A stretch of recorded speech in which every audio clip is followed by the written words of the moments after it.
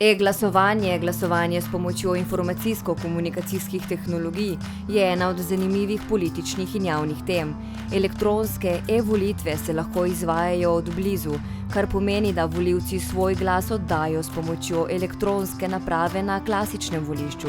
V primeru volitev na daljavo oziroma internetnih e-volitev pa volivci glasujejo preko interneta. Večina informacijsko razvitih držav e-volitev še nima.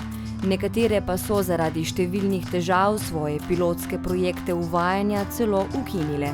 O možnosti uvedbe e-volitev v Sloveniji se govori že od leta 2003.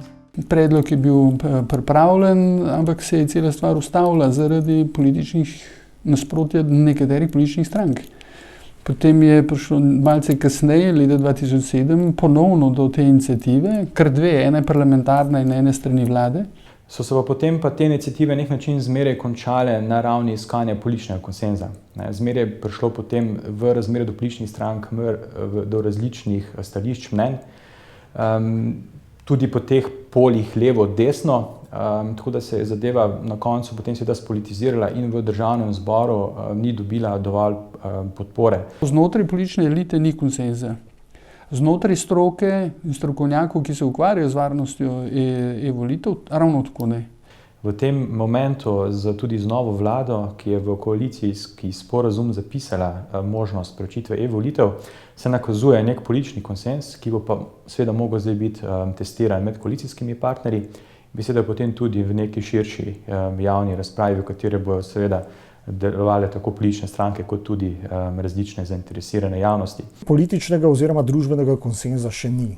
To pa zato, ker še ni bilo zadosti široke razprave v javnosti in v politiki sami, da bi do takega konsenza prišlo, da bi prišlo do neke odločitve. V Sloveniji nimamo neke raziskave javnega mnenja, ki bi v celoti analizirala, kakšno je stališče slovenskih državljanov in državljank do elektronskih volitev. Na politični ravni se začne razmišljati takrat, kadar se bližajo volitve in je treba začeti nabirati politične točke. Mogoče se sliši malo cinično, mogoče za nalašč malo pretiravam, ampak ni pa daleč od resnice. To kalkuliranje, bom rekel, politično kalkuliranje je nekaj, kar ni v funkciji političnih strank kot akterjev demokratičnega političnega sistema, da razumejo volitve kot politični boj. Status volitev v parlamentarni demokraciji je pa ključen. To je pa simbolna točka, na kateri stoji in pade predstava, da je v neki državi demokracija. Mislim, da mogoče ni prav, da začnemo z političnim konsenzom, da bomo uvedli neke volitve, elektronske internet volitve, kakršne koli že, ampak da je bolj pravilen pristop to, da v bistvu se sestavi neka ekipa, neka delovna skupina, ki bi raziskala to, kaj se je dogajalo drugod, da ne izumljamo tople vode, pogledala našo lokalno okolje in potem predlagala neke rešitve. E-volitve kot take gredo v nek kontekst tega življenja, ki ga imamo, se pravi mobilnega življenja v digitalni družbi, kjer vse več stvari izvajamo preko interneta in e-volitve, pravi politična participacija v kontekstu postajniške demokracije tudi postaja ena takšna možnost. Ampak tukaj se potem odpira en kup vprašanj, ki so pravno vezane na volivca samega. Če pogledamo do zdaj upeljane sisteme za volitve, je večina njih ima varnostne probleme. Se pravi, so ugotovili, da ne morejo zagotavljati tistih osnovnih principov, da vsak glas šteje in en človek en glas. Ključno izhodišče razprave o volitvah je to, da ne nadomeščajo obstoječih klasičnih volitev, se pravi, ko gremo državljani na dan volitev ali pa v času predčasnih volitev fizično na volišča, ampak samo predstavljajo dopolnilo obstoječemu načinu oddaje glasu, ki ga seveda lahko damo preko interneta. Po mojem bi se dalo te stvari razrešiti pod določenim tveganjem. Zdaj je pa tukaj stvar političnega konsenza. A vi sprejmete ta tveganja pa rečete, no dobro, saj en človek, en glas, mogoče smo lahko malo fleksibilni. Papirne volitve, kjer dobite en kos papirja in pol obkrožite, tudi tukaj so mogoče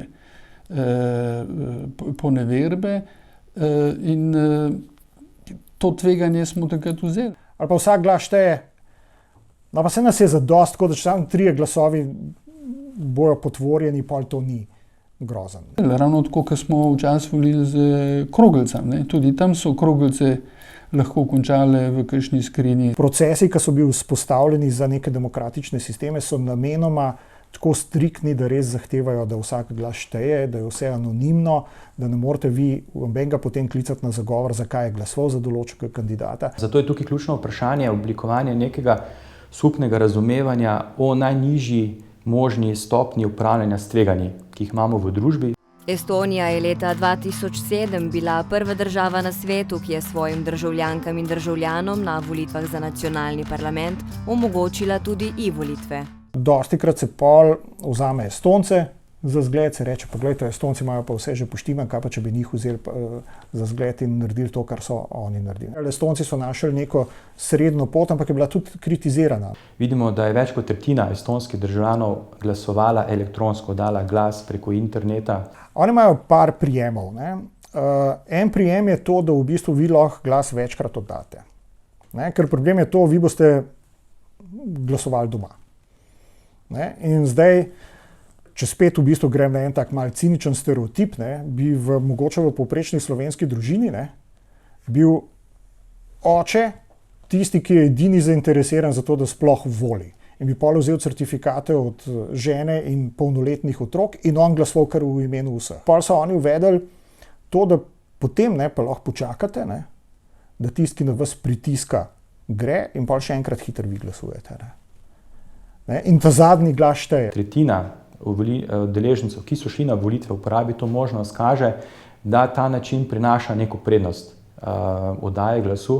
Estonci so bili zelo pragmatični tukaj in jaz mislim, da so oni tukaj vzeli to računico. Mislim, na enem predavanju je tudi eden od njihovih inženirjev rekel, da eno je internet varnost, drugo je pa pragmatizem. Strategija njihove države je to, da so oni en korak pred ostalimi državami na področju informacijske družbe.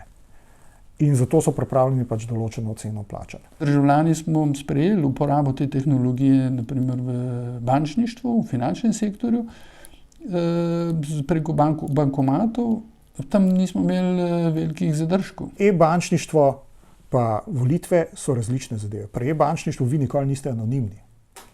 Vi se identificirate in banka skozi ve, kdo ste in iz katerega računa nakazujete denar komu.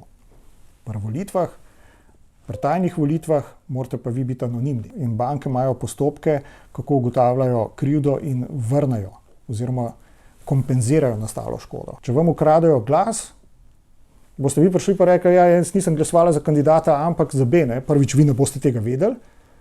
In tudi, če bi vedeli, kdo bo zdaj hranil podatek o tem, vsega ne sme. V času, ko smo v tej ekonomski recesiji, ki tudi država skozi proračun na vseh možnih koncih varčuje z proračunskimi sredstvi, se zdi, da bi seveda uvedba e-volitev imela nek dodaten pritisk in pa obremenitev državnega proračuna. V prvi fazi je treba vzpostaviti tehnologijo, vse pol mora biti stvar cenejša.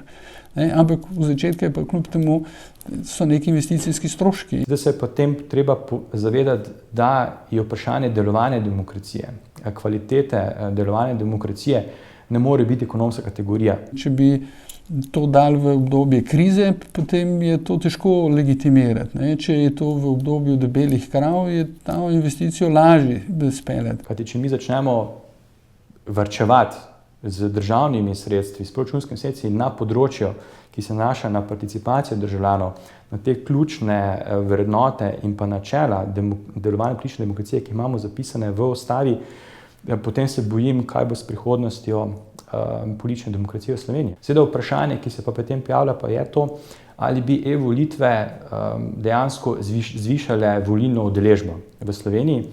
Namreč e-volitve treba tudi gledati v kontekstu celotnega zaupanja v demokratični politični sistem, ki je pa v tem trenutku v Sloveniji na dokaj nizki ravni. Dostikrat slišimo argument, da mladi ne volijo in da če bi jim dali pa internet volitve, potem bi bilo pa to tako atraktivno, da bi kar naenkrat volili. Ene raziskave potrjujejo to, da bi se verjetno povečala participacija udeležba mladih, ker je to tehnologija, ki jo mladi uporabljajo, se pravi ta digital natives, populacija, ki je zrasla s to tehnologijo. Jaz mislim, da volilna apatija ni posledica zastarele tehnologije volitev. Po drugi strani so pa tudi raziskave, ki opozarjajo, da to ne bi povečalo participacijo mladih zaradi tega, ker oni že v osnovi so imajo ta problem nezaupanja v demokratične institucije.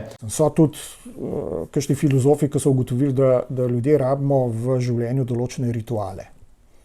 In da so mogoče tudi volitve tak ritual, da se gre takrat v nedeljo na volišče in se odda glas in da je to nek ritual, ki ga naredimo, ne pa da podležemo v bistvu tej lajkomaniji Facebooka, ne, in da v bistvu gremo pa kliknemo pa pol, čak, za koga sem že volil. Mislim, da tle Slovenija ima potenciale, da se to izpelje. Jaz mislim, da zaenkrat v takih državnozborskih volitvah ali pa volitvah predsednika v državi, jaz ne vidim nekih resnih pozitivnih učinkov. Nasprotno jih pa vidim v mogoče kakšnih drugih postopkih, ki se jih da lažje realizirati in bi v bistvu omogočili zainteresiranim ljudem, zainteresiranim državljanom, da bi lahko bolj neposredno dajali pobude in v bistvu imeli tudi potem povratno informacijo od odločevalcev v državi, iz različnih ministrstev, uradov,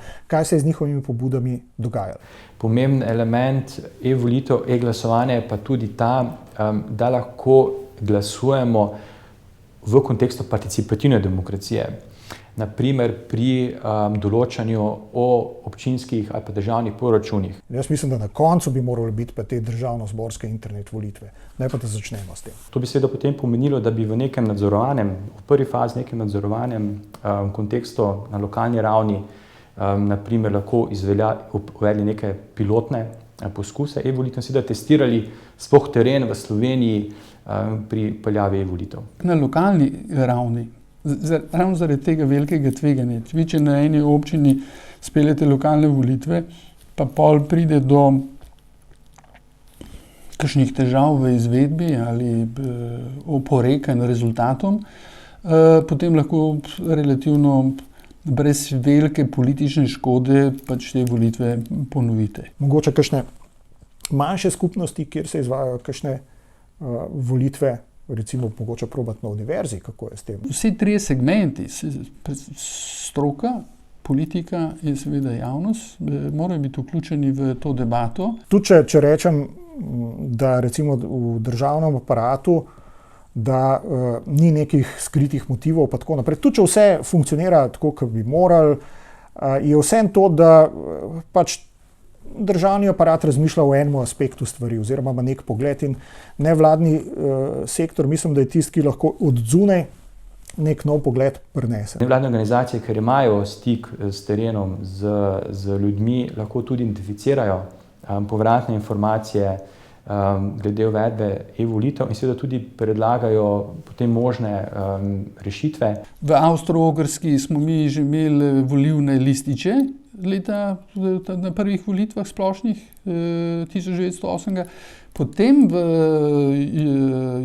kraljevini Jugoslavije, ker je bila večina populacije nepismena, smo spet prišli nazaj na kroglice. Po mojem oceni e-volitve ja, vendar po nekih postopnih korakih, ki grejo tako v oblikovanje političnega konsenza, oblikovanje zaupanja v družbi in seveda potem neke pilotne implementacije, da potem vidimo, kakšni so tudi konkretni demokratični učinki. Če pogledamo v tej zgodovinski dimenziji, potem vidimo, da bo ta tehnologija slej ko prej prišla na vrsto in se bo uporabila tudi v realizaciji te politične pravice. Če si mi zastavimo najprej cilj, da bomo moderni in vpeljali internet volitve, potem pa iščemo rešitve, kako bomo vse prepreke, ki se nam pa zdaj postavljajo pri tem, da bomo to realizirali, v bistvu rešili s tem, da bomo malo odstopili od tega načela, pa malo od drugega načela, sam da pridemo do tega cilja, da bomo imeli internet volitve. Ta razprava je že bila in še bo seveda pestra, raznolika,